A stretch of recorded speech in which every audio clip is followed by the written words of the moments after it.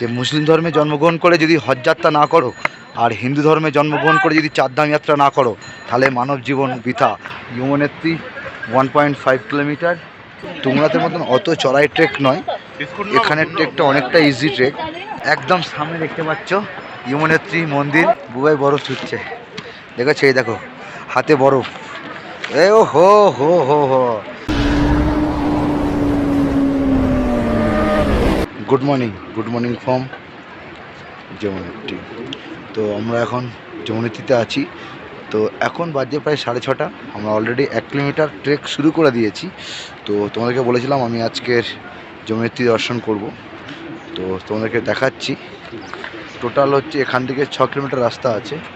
এই হচ্ছে যমুনেত্রীর গ্রেট মা যমুনেত্রী, আর ওই হচ্ছে হিমালয়ের রেঞ্জ। আমরা ওইখানটায় যাবো, দেখাচ্ছি। দেখো ওই হিমালয়টা দেখতে পাচ্ছ। তো আমরা ট্রেক শুরু করে দিয়েছি, চলো চাই যমুনা মাইয়া কি যাই।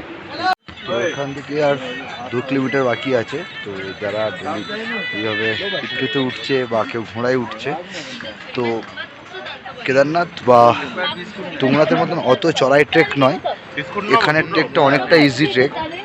আর মোটামুটি 6 কিলোমিটারের মধ্যে প্রায় 3.5 কিলোমিটার চলে এসেছি, আর 2.5 কিলোমিটার বাকি হবে না। এইখান থেকে ওই হিমালয় রেঞ্জ দেখা যাচ্ছে, ওই ওপরেই উঠতে হবে। আর এইটা তোমাদেরকে একটু ভিউটা দেখাই, জাস্ট অসাধারণ ভিউ। যারা হেঁটে আসতে পারবে না তারা ঘোড়ায় আসতে পারো বা পিট্টুতে আসতে পারো। তবে ঘোড়ার রেট হচ্ছে আপ অ্যান্ড ডাউন 1200 টাকা। তো আরামসে তোমরা যাবে, 3 ঘন্টার মধ্যে আপ ডাউন হয়ে যাবে। পিট্টুতে গেলে ওই 3000-4000 টাকা এরকম রেট নেয়। আর সামনেই রেজিস্ট্রেশন আছে, ওটা রেজিস্ট্রেশনটা কমপ্লিট করে তোমার উপরে উঠতে হবে। তো হাঁটতে হাঁটতে প্রায় 3 কিলোমিটার অতিক্রম করে ফেলাম, আর মাত্র 2 কিলোমিটার বাকি আছে। 2 কিলোমিটার একটু কম হবে। তো সামনে ওই হিমালয় রেঞ্জ দেখা যাচ্ছে, দেখাচ্ছি দেখো। ওই যে দেখতে পাচ্ছ, এই হচ্ছে হিমালয় রেঞ্জ। ব্যাক ক্যামেরা দেখাচ্ছি। আর এই উঠতে হবে, চড়াইটা ভেঙে সেইখানে উঠতে হবে যমুনেত্রীতে। এই যে যমুনা নদীটা দেখতে পাচ্ছি, এই যে নদীটা আমি দেখাচ্ছি ভালো করে। ওই দেখো এই হিমালয়ের রেঞ্জ, আর রাস্তাটা ঠিক এইভাবে গিয়ে এইভাবে পুরো উঠছে। তোমাকে একটু জুম করে দেখাচ্ছি, দেখো এইভাবে ঠিক উঠছে রাস্তাটা। আর এই হচ্ছে যমুনা নদী, দেখাচ্ছি দেখো। এই যে ওপর থেকে পুরো বয়ে নিচে নামছে, আর এইভাবে ঠিক নদীটা বয়ে চলেছে, ঠিক আছে?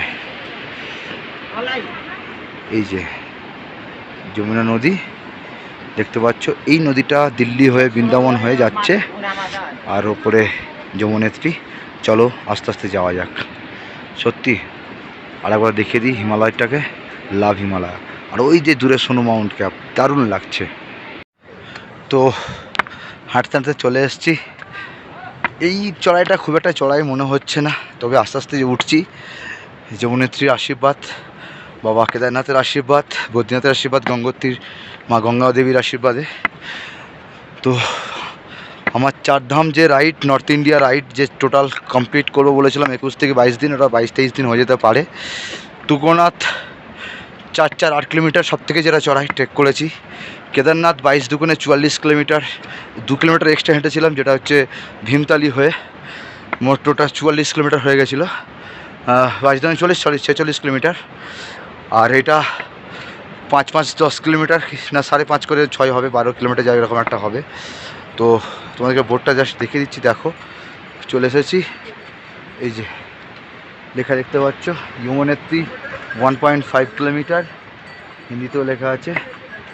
আর 1.5 কিলোমিটার। আর তোমাদেরকে জাস্ট এবার ভিউটা দেখাচ্ছি, দেখো আমরা সব জায়গাতেই উৎপাদ।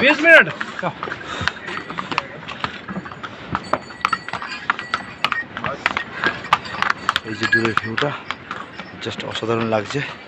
এখান থেকে আর 1.5 কিলোমিটার হেঁটে গেলেই যমুনেত্রী পৌঁছে যাবো। বুবাই বলো কেমন লাগছে আজকে? এই আমরা টোটাল কত হচ্ছে?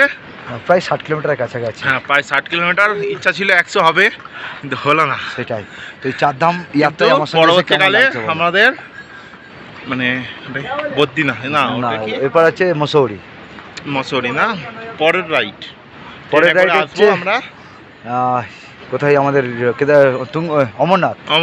ওটাই 32, তাই তো? হ্যাঁ, ওটা 32 দোকানে 62 না 32 30 60 64 কিলোমিটার 64 কিলোমিটার। আমরা ওই রাইডটা করবো। মানে টোটাল জীবনের টার্গেট আছে 1000 টপকা বই। একদম একদম একদম। আর এই চারধাম রাইড এসে কেমন লাগছে বলো?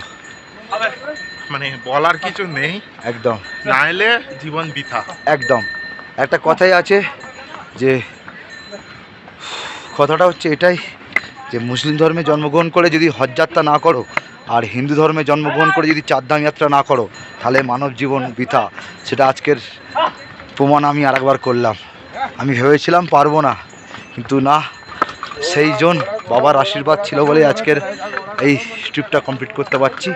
চলো যমুনা মাইয়া কি যায়। সো ফাইনালি চলে এলাম, একদম সামনে দেখতে পাচ্ছ যমুনেত্রী মন্দির, আর চারদিকে বরফও পড়েছে ছোটো ছোটো, ঠিক আছে, হিমালয়ের রেঞ্জ, ঠিক আছে, আর ওই সামনে হিমালয়। এই দেখো দেখো বরফ দেখেছো, এই দেখো বুবাই বুবাই বরফ ছুটছে, দেখেছো, এই দেখো হাতে বরফ। এ ও হো হো হো হো, হা হা হা, সত্যি এই ফিলিংস সম্পূর্ণ আলাদা বুবাই। আজকের আমরা সাকসেস, চারধাম কমপ্লিট করলাম। চারধাম কমপ্লিট, একদম মানে কষ্টটা আর কষ্ট নয়। নয়, সামনে যমুনেত্রী দেখা যাচ্ছে। চলো মন্দির তোমাদেরকে দর্শন করাই। হচ্ছে গরম জল, গরম জল, গরম কুণ্ড, আর এখানে এসে তোমরা স্নান করে মায়ের মন্দিরে পুজো দিতে পারো। চলো দেখাচ্ছি আমি। এই দেখো চলে এলাম যমুনেত্রী মন্দির, হিমালয়ের পাদদেশে। আর কিছু চাই না জীবনে, আজ চারধাম দর্শন। A few moments later. কষ্ট তখনই লাগে যখন মন থেকে কোনো স্মৃতি হারিয়ে যায়। তবে মন থেকে স্মৃতি হারায়নি, মনের মধ্যে রয়ে গিয়েছে। আমার যমুনেত্রীর কিছু ভিডিও ফুটেজ হঠাৎ করে দেখতে পাচ্ছি ডিলিট হয়ে গেছে আমার ফাইল থেকে, যেটা আমি আমার ব্লগে আর দেখাতে পারলাম না বা তোমাদের সাথে শেয়ারও করতে পারলাম না। তো যতটুকু পেরেছি তোমার সাথে শেয়ার করেছি। তো যাই হোক, মনে কষ্টই রয়ে গেল, কিছু করার নেই। এটা জীবনে চলতে গেলে চলার পথে এরকম অনেক কিছুই ঘটনা ঘটে, যাক সেটাকে আর নিয়ে বেশি কথা বলবো না। তো যাই হোক, তোমরা একটু ভিডিওটাকে সাপোর্ট করো। আমরা যমুনেত্রী থেকে সকাল 6টায় ট্রেক শুরু করি এবং আমরা চলে আসি 12:30টার দিকে দুপুরবেলায়।